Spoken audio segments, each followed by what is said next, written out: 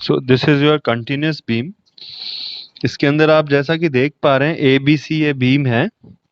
इसके अंदर क्या है, दो सपोर्ट्स से ज्यादा हैं, तीन सपोर्ट हैं यहाँ पे, ठीक है। और स्पान जो है, जैसे लंबाई जो है L1 और L2, दो लंबाई है मतलब दो स्पान है। तो इस तरह की बीम आपकी क्या कहलाएगी, कंटिन्यूअस बीम। अब ये बीम जो है आपकी, ये है टू स्पान बीम, मतलब इसके दो स्पान है, L1 है और L2 है। अब ये जो बीम है इसके अंदर देखो, पहले अपन ने सिंपली सपोर्टेड बीम पढ़ी थी, उसके shear force and bending moment diagram बनाए थे अपन ने। तो इस बीम के भी अपन को shear force and bending moment diagram बनाना है। मतलब जो अपना question exam point of view से बात करें कि वो किस टाइप का होगा, कि कोई बीम दी हुई होगी आपको और उसका आपको एसएफडी एंड बीएमडी ड्रॉ करना होगा। उस पे लोड लग रहा होगा आपका, जो बीम है आपकी ए बी सी, इस पे ऊपर पॉइंट लोड लग सकता है, यूडीएल लग सकता है। तो इसको सॉल्व कैसे करना है वो अपन को देखना है। फर्स्ट जो लेक्चर था, जो यूट्यूब पे आपने पार्ट 1 देखा होगा, उसके अंदर बताया गया है कि इस बीम में किस किस तरह के मूवमेंट्स आते हैं, लोड लगने पे इसमें क्या इफेक्ट आता है, वो सब उसमें समझाया हुआ है। वो उसको आप एक बार अच्छे से देखें। फिर भी एक बार जनरल डिस्कस कर लेते हैं। अब इस बीम में जब लोड लगेगा तो क्या होगा, ये जो है यहाँ ए बी से नीचे जाने की कोशिश करेगी, बैंड होगी, और यहाँ पे बी सपोर्ट पे ये ऊपर की तरफ होगी, हॉगिंग। सैगिंग और हॉगिंग दो वर्ड होते हैं। सैगिंग तो क्या होता है, बीम का नीचे की तरफ झुकना, ये सैगिंग कहलाता है। और हॉगिंग क्या होता है आपका, बीम का ऊपर की तरफ उठना, इस तरह से। तो अगर आप किसी भी चीज पे दबाव डालेंगे, जैसे यहाँ पे फिक्स है, अगर यहाँ पे फोर्स आएगा, यहाँ पे फोर्स आएगा, तो ये क्या होगा, ये ऊपर उठेगा, यहाँ से ये ऊपर की तरफ उठेगा। तो ये सैगिंग होगा यहाँ पे, तो और यहाँ पे इसकी हॉगिंग होगी। इसी तरह से यहाँ पे सैगिंग होगी, ठीक है। तो सिर्फ बी सपोर्ट के ऊपर जो है मूवमेंट आएगा ऊपर की side, negative movement. Bending movement में क्या होता है कि मूवमेंट निकालते हैं एम। तो एम जो है पॉजिटिव मूवमेंट आते थे अपने, ये इस तरह से डायग्राम बनाते थे ना अपन। यू पॉइंट लोड होता था तो ट्राइंगल बनाते थे, या यूडीएल होता था तो पैराबोला बनाते थे। ए सपोर्ट यहाँ पे सिंपली सपोर्ट है। जैसा कि सिंपली सपोर्टेड बीम में क्या होता था, जो एंड सपोर्ट होता था उस पे मूवमेंट अपना जीरो होता था हमेशा। तो यहाँ पे भी क्या होगा, जो सपोर्ट ए है वहां पे जीरो होगा, सपोर्ट सी है वहां पे भी जीरो मूवमेंट होगा। तो सिर्फ अपन को बेंडिंग मूवमेंट डायग्राम बनाने के लिए मूवमेंट निकालने हैं। तो मूवमेंट अपने एक तो सपोर्ट बी पे निकलेगा, मूवमेंट एम बी, और एक मूवमेंट निकलेगा इस बीम के लोड के नीचे, और एक इस बीम के लोड के नीचे। तो तीन मूवमेंट अपन को फाइंड आउट करके इसका डायग्राम ड्रॉ करना है। शियर फोर्स डायग्राम की अगर बात करें तो वो भी इसी तरह से आपका बनेगा जैसा कि अपन पहले बनाते थे।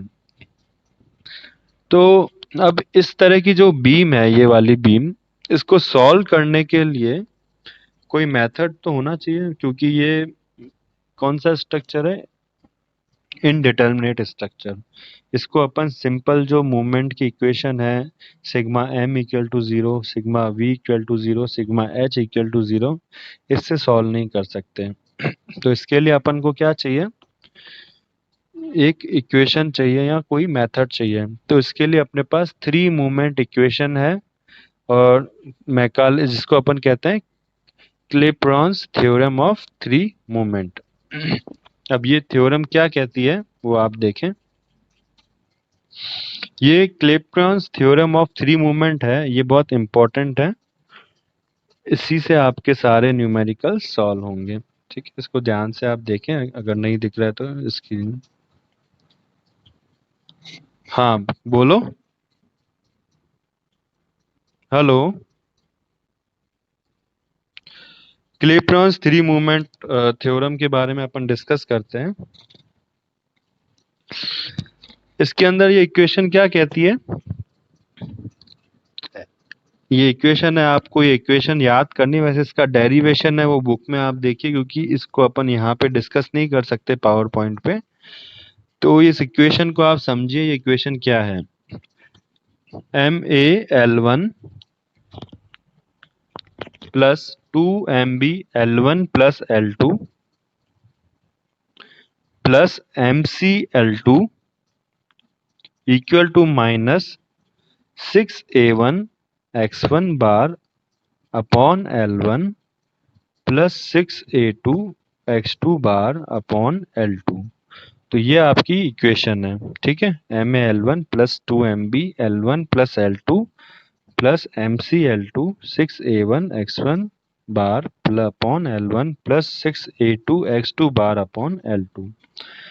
तो अब ये देखिए बीम दी हुई है आपको, ABC सपोर्ट्स हैं इसके अंदर, ये AB स्पान है, यहाँ पे आपका UDL लग रहा है, BC स्पान पे आपका पॉइंट लोड W लग रहा है, ठीक है। इसके स्पान दिए हुए L1 और L2, दो स्पान है ये आपके यहाँ पे। तो इसमें सिंपल जो टर्म्स है वो क्या है, MA मतलब A जो सपोर्ट है इस पे आपका मूवमेंट कितना है, ठीक है। जो A है आपका, इस पे मूवमेंट कितना है वो है MA। MA देखिए यहाँ पे support at movement at A, support movement at A मतलब A पे आपका मूवमेंट कितना है MA। L1 आपका स्पान 1 की लंबाई है, L2 आपके स्पान 2 की लंबाई है, ठीक है। तो MA पे मूवमेंट हो गया, MB सपोर्ट B पे मूवमेंट हो गया, MC support movement at C हो गया। ये इसमें थोड़ा सा गलत है, ये support movement at A, support movement at B, support movement at C। मतलब जो MA है A पे है, B है B पे है, C है C पर मूवमेंट है। तो ये तो आपकी ये आधी टर्म्स क्लियर हो गई सबको। MAL1 plus 2MBL1 plus L2 plus MCL2, ठीक है। उसके बाद नेक्स्ट है 6A1 X1। अब L1 L2 तो आपके स्पान हो गए ये और ये। A1 और X1 क्या चीज है, A1 अब यहाँ पे देखिए लिखा हुआ A1, ये है area of mu diagram of span AB। अब इस बीम को सॉल्व कैसे करना है, ये देखो कंटिन्यूस बीम है ABC, तो इसको सबसे पहले अपन को सिंपली सपोर्टेड बीम मानते हुए एक एक स्पान का डायग्राम बनाना है, बेंडिंग मोमेंट डायग्राम। जैसे ये AB स्पान है ये वाला, तो इसके लिए आपको सबसे पहले तो सिंपल सपोर्ट मानते हुए ये A और ये B bending moment diagram draw करना है। तो बेंडिंग मोमेंट डायग्राम AB पे अगर UDL लग रहा है तो निकाल सकते हो आप, W अगर UDL है तो क्या हो जाएगा, WL² अपॉन 8। डायरेक्ट फॉर्मूला याद रखना है आपको, अगर UDL लग रहा है तो WL² अपॉन 8 से। अब इसका बेंडिंग मोमेंट डायग्राम कैसा बनेगा, ये देखिए पैराबोला शेप का बनेगा इस तरह से। फिर A2 क्या है, जो सेकंड अपना स्पान है उसका जो म्यू डायग्राम मतलब जो सिंपली सपोर्टेड डायग्राम बनेगा उसका एरिया। तब यहाँ पे पॉइंट लोड लग रहा है तो पॉइंट लोड के कारण क्या बनता है अपना ट्राइंगल। तो W है तो फॉर्मूला हो जाएगा सिंपल, अगर सेंटर पे लग रहा है तो WL/4, अगर आपका साइड्स में लग रहा है कहीं पे तो WAB/L। तो ये आपका A1 A2 हो गया। तो अब इनका एरिया निकाल सकते हो आप। ट्राइंगल का area half into base into height, parabola का 2/3 बेस इंटू हाइट, ठीक है। आगे की स्लाइड में सब दिया हुआ है। इसमें आपको एरिया के बाद जो है X1 X2 क्या है वो देखते हैं अपन। X1 तो आपकी जो है CG है, जो ये डायग्राम बनाया म्यू डायग्राम अपन ने इसकी CG। तो X1 जो है फर्स्ट डायग्राम की CG है, X2 जो है सेकंड डायग्राम की CG। अब CG आपको जो लेनी है एंड सपोर्ट से लेने, मतलब जैसे पैराबोला है तो इसकी CG क्या हो जाएगी, ये हो जाएगी इसकी हाफ मतलब L/2। और ट्राइंगल की क्या होती है, जैसे यहाँ से लेने तो L+B/3, ठीक है। तो ये आपका हो गया क्लैपेरॉन्स थ्योरम ऑफ थ्री मूवमेंट। अब इन सब के फॉर्मूले आगे की स्लाइड्स में आपको मिल जाएंगे कि एरिया का फॉर्मूला क्या है, मूवमेंट का फॉर्मूला क्या है, तो वो देखते हैं अपन। ये देखिए स्टैंडर्ड फॉर्मूला है स्टैंडर्ड केसेस के। तो सबसे पहले ये सिंपली सपोर्टेड बीम में अगर पॉइंट लोड लग रहा है डब्ल्यू सेंटर पे, तो क्या होगा ये आपका मोमेंट जो हो जाएगा वो हो जाएगा WL/4। आपका जो एरिया है वो हो जाएगा half into base into height.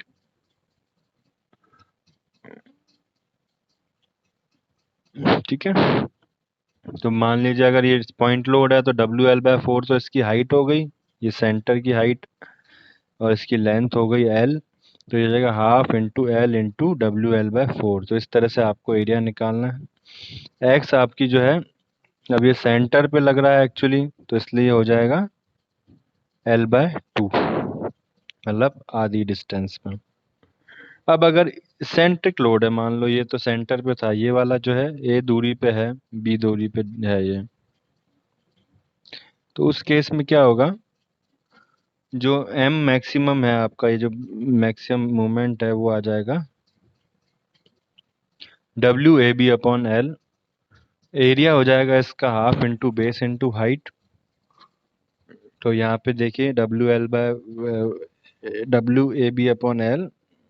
Into L into 1/2 area. और अब इसकी सीजी की बात करते हैं, तो सीजी के लिए देखो, ट्राइंगल में अगर सेंटर में है तो L/2 होगा। अगर ये जो है हाइट इसकी थोड़ी डिस्टेंस पे है, A डिस्टेंस पे है, तो ये हो जाएगा L+A/3। अगर इस साइड से लेंगे तो ये हो जाएगा L+A/3। अगर इस साइड से लेंगे तो ये हो जाएगा L+B/3। यहाँ दिखा हुआ है आपको, from A from B, from A L+A/3, from B L+B/3। तो ये दोनों डायग्राम आपको जो है, अगर सेंट्रल पॉइंट लोड है तो, और अगर इसेंट्रिक पॉइंट लोड है A दूरी पे तो ये आप फॉर्मूलेज याद रखें सारे, एरिया के, सीजी के, उसके अलावा मूवमेंट के, क्योंकि इसी के बिहाफ पे अपना आगे होगा। फिर यूडीएल के लिए स्टैंडर्ड फॉर्मूला देखते हैं अपन। तो अगर ये यूडीएल लग रहा है बीम पे W यूनिट पर लेंथ का, तो ये हो जाएगा एम मैक्स, जो मूवमेंट आएगा इसका पैराबोला का बीच में, मैक्सिमम मूवमेंट हो जाएगा WL²/8। इसकी एरिया हो जाएगी 2/3 बेस इंटू हाइट। और इसकी जो सीजी है एक्स, वो हो जाएगी L/2। सेंटर पे आएगी इसकी सीजी, इस सपोर्ट से बात करें तो ये तीन केस हैं। एक तो पॉइंट लोड सेंटर पे, एक सेंट्रिक पॉइंट लोड, और एक यूडीएल पूरे स्पान पे लग रहा हो। तो ये कंटिन्यूस बीम में अगर दो स्पान है, एक पे यूडीएल लग रहा है एक पे पॉइंट लोड लग रहा है, तो दोनों डायग्राम, दोनों स्पान को अलग अलग एनालिसिस करेंगे। पहले उनको सिंपली सपोर्ट मान के डायग्राम्स बनाएंगे, उनके मूवमेंट निकालेंगे, एरिया निकालेंगे, सीजी निकालेंगे, उसके बाद उस इक्वेशन में रखेंगे। ये आपको कुछ फॉर्मूलेज हैं जो डायरेक्ट दिए हुए हैं। सेंटर पॉइंट लोड है तो M हो जाएगा WL/4, यूडीएल है तो WL²/8, एसेंट्रिक पॉइंट लोड है तो M हो जाएगा WAB/L। एरिया आपको दी हुई है ट्राइंगल की, half into base into height, और सीजी दिया हुआ है आपको L+A/3। अगर सेमी सर्कल है तो A हो जाएगा 2/3 बेस इंटू हाइट, और X हो जाएगी आपकी L/2। तो इस तरह से आपको ये करने हैं मूवमेंट्स। तो आई होप अभी तक आपको इंट्रोडक्शन पार्ट और क्लैपेरॉन थ्योरम का फॉर्मूला जो है उसके सारे टर्म समझ में आ गए होंगे। नेक्स्ट टर्न पे अपन स्टार्ट करेंगे इसका न्यूमेरिकल, और उससे पहले देखेंगे कि स्टेप्स क्या हैं कंटिन्यूस बीम को सॉल्व करने के। तो अभी सिर्फ आपको जो सिंपली सपोर्टेड बीम मानते हुए उसका म्यू डायग्राम बनाना है, और जो A1 X1 निकालना है वो अपन देख रहे हैं, उसके बाद अपन स्टेप्स देखेंगे। तो आई होप कि आप सब इसको समझ गए होंगे अच्छे से, और नेक्स्ट टर्न पे अपन अब इसका न्यूमेरिकल स्टार्ट करने वाले हैं। जिसमें आपको इसका SFD BMD कैसे बनाना है, कैसे इसको सॉल्व करना है, ये सब अपन समझेंगे। तो thank you all of you.